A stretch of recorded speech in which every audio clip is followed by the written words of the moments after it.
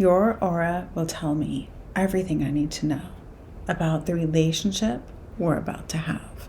When two people meet, there's a plan. You're looking for something, whether you're looking for a lover, a best friend, it's all there in the energetic field that surrounds each person. Let's talk about the person with intent. When you meet someone, the intent of the connection can be so many things. But what if you become confused and you're not sure? You know, some people are really good at hiding energy, but if you think back to the first moment you met them, you probably had these tiny little thoughts it told you.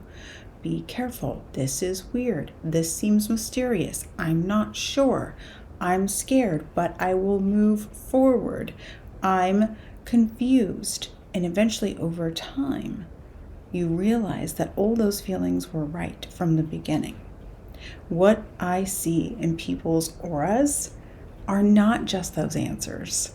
What I see in people's auras are their spirit guides, their loved ones, their thoughts. And unfortunately, I see what people think about me sometimes, and it's quite uncomfortable. I'm like, really? Okay.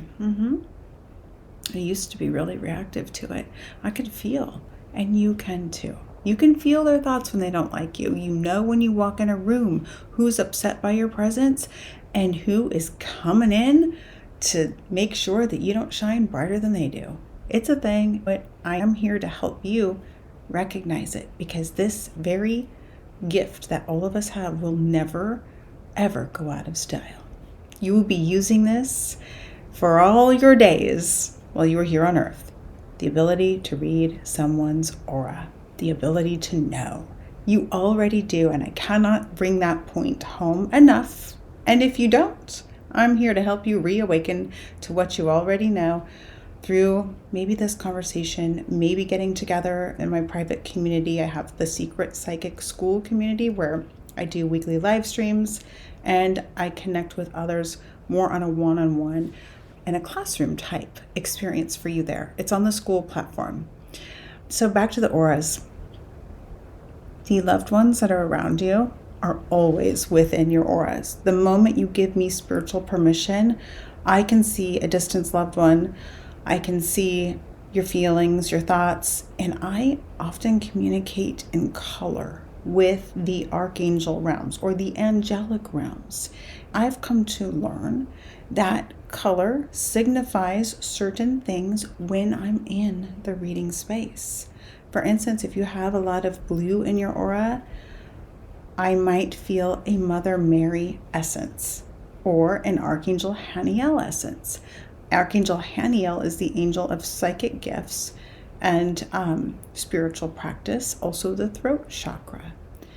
Mother Mary, of course, is the Blessed Mother of all, and both can be present if I'm seeing a lot of blue and depending on the depth. So what I do is I just ask Spirit, what is around this person? And it's an immediate connection. Like I immediately see, feel, hear, or know something that your guides and angels and higher self have allowed me to see. And in your aura, there's a very powerful presence, your higher self. Your higher self, this all-knowing, this is where like your creation comes in. Creative life force is also connected to your heart, to your inner physical body.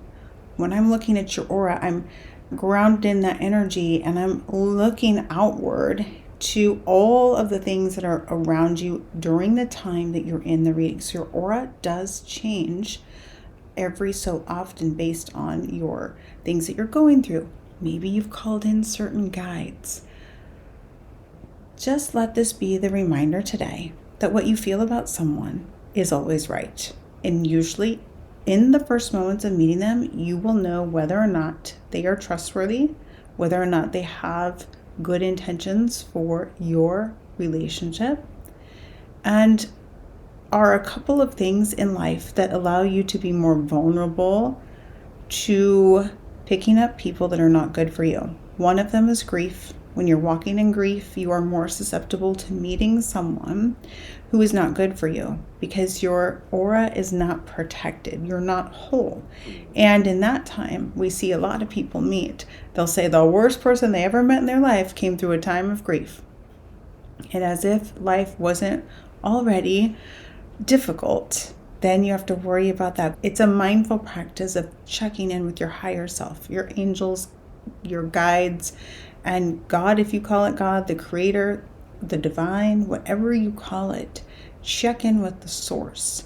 The worst thing I ever did was give the feeling of safety away to another human. I had Spirit say to me one time, "You're not who you need to be, and you will never find safety if you keep looking for it in another." It's a profound spiritual message. In that moment, I didn't quite know what it meant. Oh, but in the coming months, boy, did I learn. Spirit showed me so clearly exactly what I was unwilling to see in the moment, that I had become so open, so vulnerable, that I was looking for safety in a human, while Spirit was sending me the signs and the visions and the physical signals. Once I learned to stop seeking safety in other humans and continue on and choose Spirit's message over what life was presenting me, which felt very fearful and scary.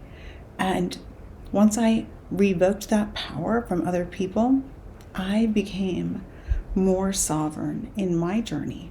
I started to speak and help other people on the path to awakening. I started helping other people step more into who they are, and I quit shutting off my psychic skills. Most of my life, I have been psychic, and I would constantly seek out some spiritual organizations, maybe a church. I would read literature. I would join communities because I was looking for my people. And while I found wonderful people in each community, I also found a set of rules that my poor little soul could just not follow.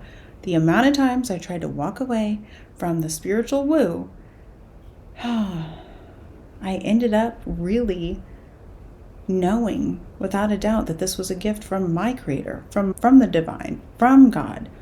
This was a gift I could not shut off. And I learned that the hard way. I don't particularly love everyone knowing that I'm technically a psychic medium, because the minute they find out, they're afraid. They're afraid I'm going to say something wild and crazy. And I'm here to assure you that I usually don't. Can't promise that I never will, because Spirit does speak. But I'm not about the shock factor. I'm about the love, the bringing you back to yourself, the life transformation, helping you connect with a loved one on the other side. That is one of the gifts that I have, a bit of an unexpected gift that grew more intentionally in the last 6 years, almost 7 years. It was exactly when my father crossed over in 2020. He kept coming through like something you've never seen, something you never dreamed of. And it was comical at times. I thought, I must be losing my mind. This can't be real. So I would go live on TikTok. I would share with people, hey, I had this sign. I already had many years, 20 plus years as a spiritual practitioner. I wasn't too obsessed with mediumship, although I did host seances at 10 years old with a Ouija board. Don't use a Ouija board, but it was a thing that we did when we were younger. And I'm still here today, but it's not recommended. I turned my grief into grace and helping others at that time because my dad was helping me walk through my own grief, and I didn't even know it. Had no clue. So I'm here today to bring all the woo that I can to you. No matter where you're at on your spiritual journey, I believe that being psychic is a gift from our Creator, and it is not to be given rules to follow. You're not going to hell because you know things. You were put on this earth to know things, to do things, to accomplish everything that you've ever dreamed of. And I'm here to help you reawaken those psychic gifts and reclaim the power over your soul, your intuitiveness, your psychic abilities, and start walking the path of living life to its fullest in co-creation with Spirit.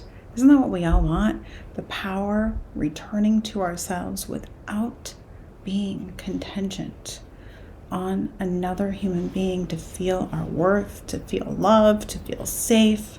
And Spirit's here to help you get the relationship you want, let go of the ones that don't serve you, and become fully within yourself and attract higher quality relationships, the love of your life, and become the love of your life.